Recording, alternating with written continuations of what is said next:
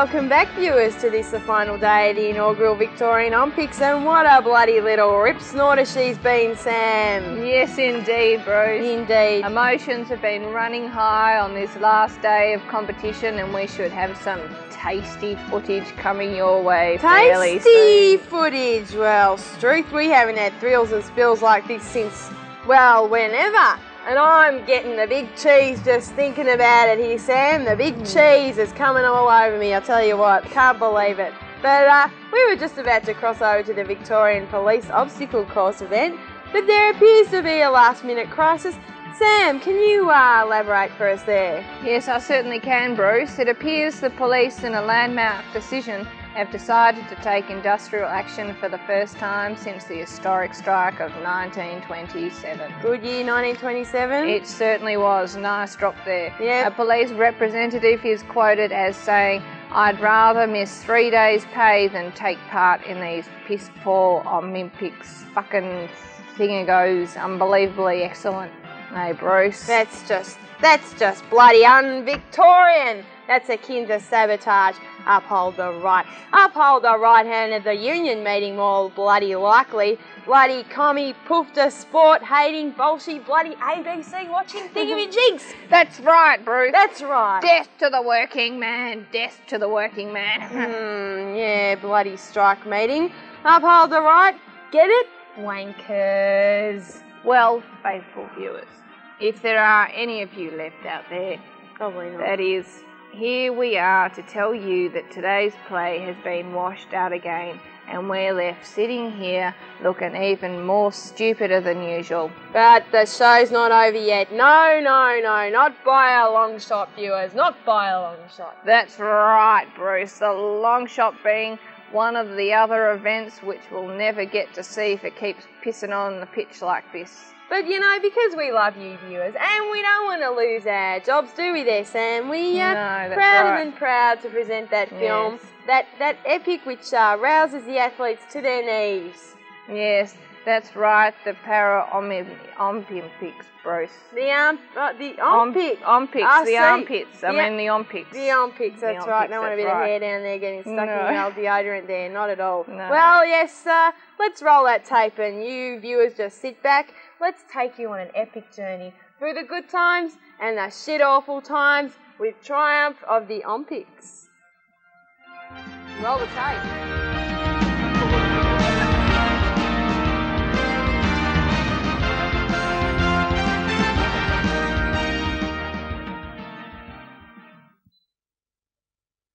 Long, long ago, before shopping and cities and casinos and culture, there was sport.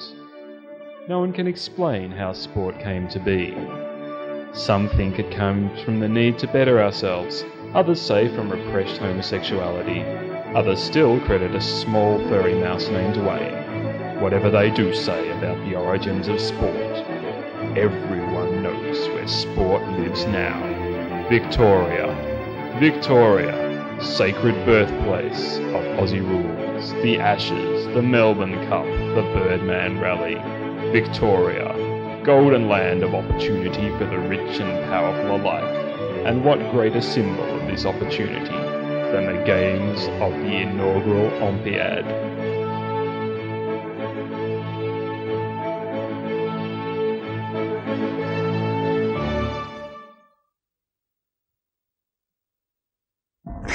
Here we are with Stardust with a Spoon from the Vegan Egg and Spoon Race. He's come down to talk to us about this fantastic event that's happening right now. I'm not quite sure what he's doing here, but supposedly we've got him out of bed, I think. Can you tell us a bit about the event, Stardust? Well, basically it involves me and quite a few other vegans basically running a 50-metre dash. We thought 100 would be a bit excessive considering we lack a certain amount of protein in our diet. You were mentioning before that I was actually in my sleeping attire. This is because for the last 5 years I've had to sleep 17 hours a day because I have no dairy products or meat in my diet, and my doctor told me that I had to, but I ignored him because he's a leather-wearing fascist. I see. So, can you tell us a bit about, the training that goes on for this event? How much you need? 17 hours of sleep, you say? Is that sort of standard amount of sleep? No, not for everyone. Some of the athletes, some of the more excellent vegan athletes sleep only 14 hours a day. As you could well imagine, carrying a Brussels sprout in a spoon in between your teeth is quite heavy work, especially when my teeth are quite prone to fall out. So, what's the whole point of this race? I'm not really up with the whole thing. So, can you tell me a bit about why the hell you're doing it? Well, it's like an egg and spoon race. It's an integral part of the sporting culture. Going back to pagan times, pre-Christendom and pre-fascism and leather wearing, and basically when people used to run around with eggs. But as you know, man, I'm not going to put no egg in my spoon because, I'm not going to oppress a chicken. Did you know that they cut their legs off? Right, I see. So how long have you been training for this event? Has it been a long haul for you with the egg? Now, there's no need to be facetious. It's obviously a Brussels sprout, isn't it? But I've been practicing for at least 8 months now, in between kipping. I see. That thing on your head looks mighty uncomfortable. What is it? It's a special sleeping device. It's actually a modified toilet seat warmer. I see. Yeah, that's very interesting. So when is this event going to be held? I said it was on already. What was going on there? Aren't you meant to be there now? It's been a goal I've lost. Nonetheless, that doesn't mean my enthusiasm for the sport has waned to any degree. I love egg and spooning. I see. Well, personally, I can't see much point in this race. It seems like a whole lot of codswallop to me. I don't even know why I'm here doing this interview. It just seems ridiculous. This man is just a total loony, and I can't really see the point in doing this interview at all. Why am I here? I don't even get it. Free the cows. Free the trees from the oppressive forces. Oh, get me out of here. Well, I have to say, Sam, seeing that race in all its heart-pounding, gut-wrenching, ball-tearing, mind-fucking intensity. Gee, steady on, Bruce. We don't want to offend our 5 remaining viewers, do we, really? I'm sorry, Sam. It's just how I feel. Never before in my life and in the history of sport itself has there been such a compelling and titanic struggle for vegan supremacy. That's right, viewers. Played out on a sporting field anywhere, and you saw it first. You saw it first here exclusively on this network at the inaugural Olmpics. We'll be back after these important messages.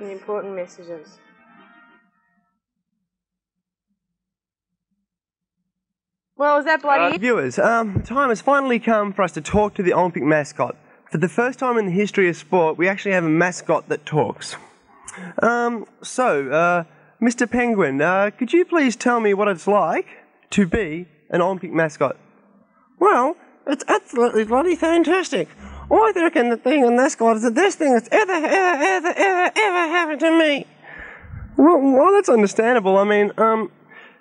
If I was an inflatable penguin, I would indeed be proud, surprised, and just downright captivated by the fact that I could speak at all. Considering you've even got a slow puncture, you're doing a pretty good job. That's right, they're working on it right now with a bicycle pump repair kit, and I reckon that I'll be fixed in a jiffy. That's fantastic, Penguin. Now, who do you think's going to win for example, the Metcard Dash? I reckon that really fat lady from Keysborough is going to piss it in. Well, that's just amazing. And who do you think is going to come through in the private school boys rowing? Who really cares? They're a bunch of brats anyway. Well, I'd have to agree with you there, Penguin. In fact, I'm quite surprised. For the first time, I'm actually talking to someone semi-intelligent in this Olympic event. You are just a fantastic bird, and I'd like to appreciate my thanks, and I'm sure the viewers at home would like to thank you as well. Thank you. You're all fucking great. And here we are at the gates of the secret Olympic village, talking to a member of the crack security force, hand-picked from the ranks of the State Secondary College cadet ranks. So, Gavin, how many of there are you in this force? There's only about 6 of us. Well, why so few? Well, do you know anyone that really wants to do cadets? I'm only doing it because my dad made me. That way I get a car at the end of the year, so... Right. So what's the bucket for then? This is so we can throw sand at ABC cameramen and to put out any spot fires or anything that are started by any terrorist groups or anything. I see. And the boomerang there, Gavin? That. We just use that to take out any enemies, and, you know, it just shows symbol of Australia, our heritage, you know. How does it do that? Oh, well, it just matches those giant blow-up kangaroos that you see on telly. I see. And the VB symbol, well, what does that stand for? Oh, Victorian Brigade. That's our group. Right. It's quite a stunning hat there. But it says for a hard-earned thirst on the back. Why is that? Well, you got me. Dad got it when he bought a slab at local bottle shop, you know, they just chucked it in. Oh, I see. I see. Well, thanks for your time, Gavin. I really appreciate you coming. It's good to know our boys and girls are in nice, safe hands there. And no terrorist can defeat our own Victorian bucket and shovel and boomerang combo. Thanks. Thanks, Gavin. Smoking in sport. It's often been a contentious issue. Whether or not to ban cigarette advertising from sporting events has long been a public issue. But in these Olmpics, these inaugural 1996 Victorian Olympics, a new thing has been done. Smoking is now allowed in the Olympic Village. Now, this is quite a contentious issue, and basically it comes down to the fact that the owner of the backyard, the secret location in Richmond, is actually a compulsive chain smoker, and he said, "Be buggered if I'm not smoking in my house." And basically, he legally had us there, and it's actually quite a good thing, you know, for both the smoking commentators, such as myself. I mean, I like a cigarette, and all the athletes, of course, who chain smoke, particularly in the Met Card event. These people are actually great because, like in previous years, in the Olympics, those big fancy games, I mean, those athletes who wish to chain smoke would have to actually go outside the walls of the Olympic Village to do so. But here things are different. We're free to puff away at will. In fact, some of the athletes have even been taken to bongs previous to events to help kill those jittery nerves. Drinking is also allowed, encouraged. Late night sing-alongs amongst the athletes. Rude and toward reverses are swapped freely amongst the athletes whilst they consume copious amounts of cheap port, slabs of Vic, and B&H extra mild. How do you feel about shopping as an Olympic event? Oh, fantastic. I like it, actually. Yeah. Right, yeah. You think it's good for Australia to have the sort of shopping event in the Olympics, or, you know, it's a good sort of cultural thing to have in Australia? Well, anything that helps the Olympians, yeah, sure, why not? Yeah. You know. So you're supportive of that, of the whole... So, yeah, I do rather, I'd rather actually... But the stuff has to be made in Australia. That's the only way we're going to help the Olympians, isn't it? Right. How about those people in there? You think that it's all going well in there, that there's not too much fighting, pushing and shoving going on? I think it's great, actually. It's great for the bus companies, which we're getting work.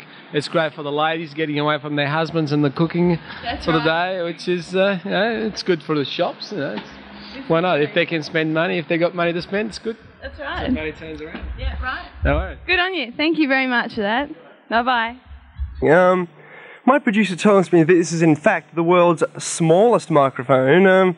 I'd be inclined to believe him. In fact, I'd be pretty bloody surprised if you can hear anything at all. I mean, it looks like something one would find in a cornflakes packet. Just like the Olympic rings. I mean, like, Bruce, I know, you know, these are a personal favourite of yours, and I don't mean to cause you any discomfort, but really, they are crap. I mean, like, I wasn't drunk last night when I was telling you they were crap. They actually are crap. I mean, I'm sober now and they're still crap. The Penguin agrees. The rings are crap. We'll continue this in just a moment, but right now we're crossing back to Privatised Park to see what's happening in the Women's Shopathon. Over to you, Felicity. Thanks, Sam. Not much happening here at the moment, I'm afraid to say. What? A minute, you fuck... Oh, bullshit, you must be... Well, anyway, I've just been informed that in a devastating legal ruling, Simone Buchanan, the Ferntree Gully Flash, has lost her place on the team.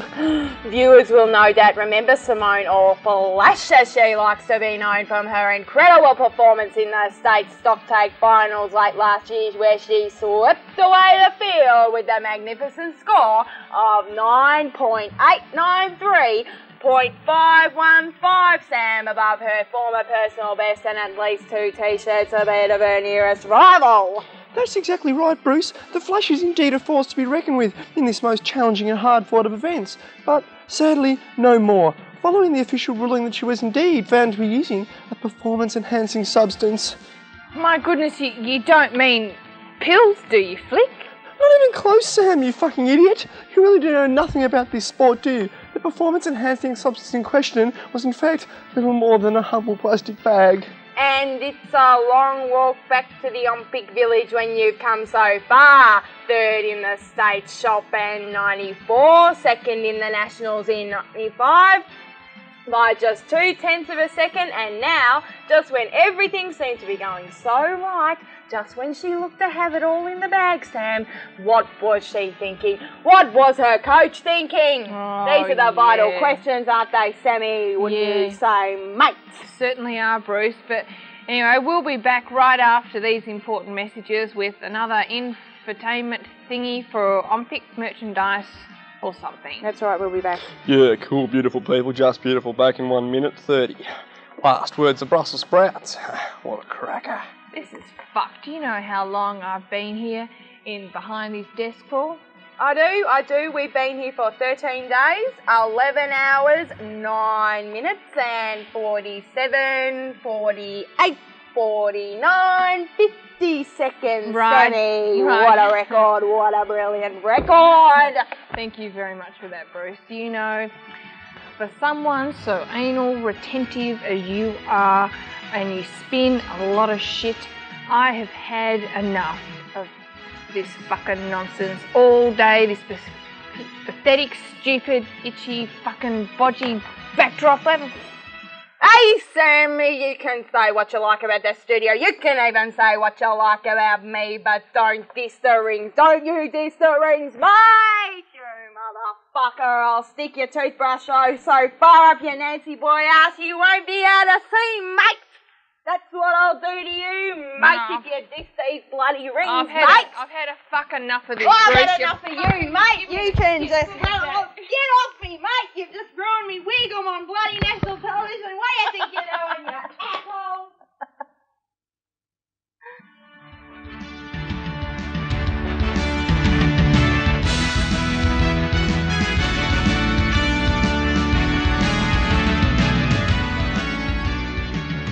Okay, viewers, I'm Prez One. Welcome back to our exclusive and non-stop coverage of these inaugural Victorian Olympics. Bruce and Sam for taking a well-deserved break from the proceedings, and with us now we have the official state artist of these Olympic Games, Dennis Cohn. Let's be relaxed. Call me Dan. But of course. So what tantalising piece of Olympic memorabilia do you have for us today, Coney? Try to guess. Wouldn't have anything to do with hand-painted teaspoons or anything, would it? No, I'm afraid to say the first batch of these teaspoons actually sold out so fast that we've been caught out a bit, I'm afraid. Like in cricket? Oh, I don't understand. Anyway, we're completely out of teaspoons. I got my set. You lucky bugger, I haven't even got a set. Anyway, but one thing, viewers can be assured, they can rest. Assured. They can rest assured, you know. However, that even as we speak, at this very moment, in this luxurious, air-conditioned studio that migrant workers are slaving over, I don't know, die casters or something like that, in their lounge rooms all across the nation, piecework, $2.50 per 100 spoons, and you know, we're confident that we can fill the orders still remaining. So what do you have for us today then, Den? We have this absolutely beautiful, exclusive collector's edition mint set of Olympic prints behind us. They look beautiful, Dan. As you can see, they are proud additions to any home. Look at that crafting, look at that design. They don't look cheap at all. But that's where you're mistaken. How much would you expect to pay for artwork like this? Well, Oh, I'm sorry, I was waiting for you to say, but but don't answer yet, there's more. No, there's no more. How much? Oh, I really don't know. Maybe 8,000 or 9,000 each? What would you say if I told you this entire set of once only official Olympic prints in this handsome imitation cardboard carry case was just $24.95 plus $3.95 postage and handling? All right. Oh, I'm sorry, I'm speechless. $24.95 plus then $3.95 postage and handling, you say? You're mad! No, not mad, just proud to be Victorian. That's just my way. Our way, I should say. Of making the fans out... of thanking, sorry. We don't make the fans make themselves. We're just thanking them. Of thanking the fans out there for making these the best Olympics ever. Well, then there's no arguing with that. What would you say, though, Dan, to those poor misguided plebs out there who might be sitting there at home thinking, looks like a bunch of piss-poor photocopies to me? I'm sorry, Pres One, but I give our fellow Victorians just a bit more credit than that. Who out there, I must ask, could fail to recognise such a bargain when they see it? Is this not the land of shopping, the home of the sale? Everyone loves a bargain here, just ask the SEC, the gas and fuel. I'm sorry, but your statement just doesn't make sense. And who could argue with that? Dan Cohn, you're a great artist, and thanks for your time. Always a pleasure, Pres One. And now it's back to Bruce, and I understand we're actually crossing to an event. Shit. Well, we're scheduled to cross live now to the duck shooting event over at Albert Park, but it appears that unfortunately the noise from local residents mowing their lawns has scared the ducks away. We are fortunate enough, however, to be able to bring you the computer simulation of what the event might look like. So in the interest of public safety viewers, we do ask you, those with psychotic tendencies mind you, to please turn off the set for the next 2 minutes.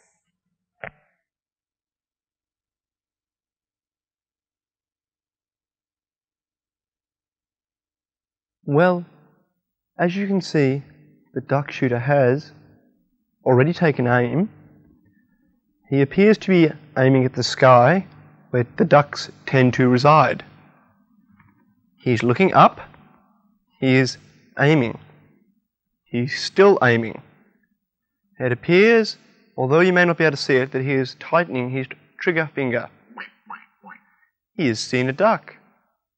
It appears he may fire soon. Kapow!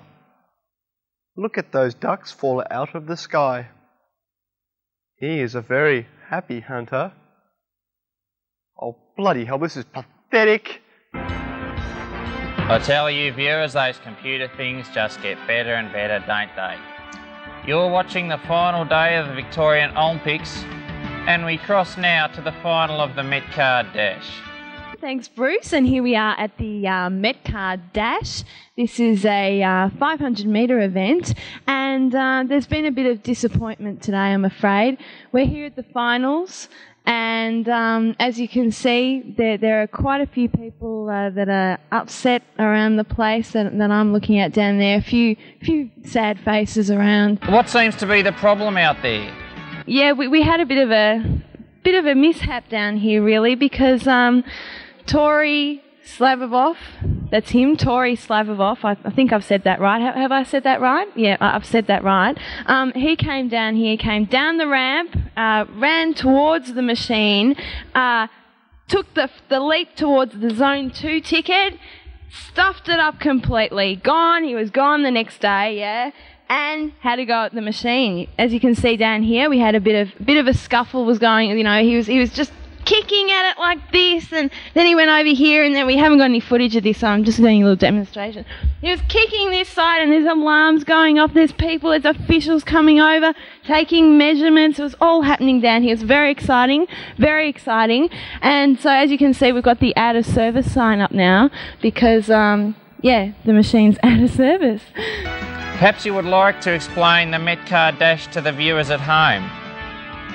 Yes, well, what happens is they come from the top of the hill up here, right, running down this way, down towards the machine. They can see the machine from the top of the hill. There's a lot of tension up there on the hill when they start this dash. They come down the hill, they're running at full pace, they come down, they go to the machine, they pick the ticket that they have been trained to pick here. Now, this is not an easy thing to do. You just have to press that particular button get out of there, grab the ticket from here, over here, grab that ticket and run onto the train. So how do they work out who wins? The things going on here are the all-important things, but you do get points coming down the ramp, as I said, and moving on to the train. Just because you're first here at the machine does not necessarily mean that you're going to win this event. You've just got to combine all these things together. It's strength, it's courage, it's agility, it's willpower. It's all these things combined to make it the event that it is here at the inaugural Olmpics. Moving on to the train surfing now, Felicity. I understand that it doesn't look like this event is actually going to get off the ground either. I'm afraid I must concur there, Press 3. About 10 minutes ago now, the surfers inspected the launch towers and declared them no-go areas. Apparently, they are too wet. Too wet? That's right, Press 3. I spoke with Barton Think, hot favourite in the individual freestyle, only minutes ago, and here's what he had to say. It's a fucking joke, mate. Here we are, ready to do our stay proud on the world arena, and the organisers, and I'm using the term loosely, expect us to go out there and risk certain death on a slippery and unsafe surface. This reeks of the amateurism and cronyism that's plagued this sport ever since. Thanks for that, Felicity. A great way to keep our sponsors happy. Well, with that, we come to the end of our coverage of these Olympic Games. It's been an emotional 14 days. 14 days I don't think anyone will forget for a long, long time. Thank you, viewers, for sticking with us, those of you who did, and a special thanks to those advertisers who stuck with us also. We would be bringing you the closing ceremony about now, live from the MCG, but we've run out of time. Anyway, stay tuned for our Hey Dad Marathon coming up next. Thank you and good night.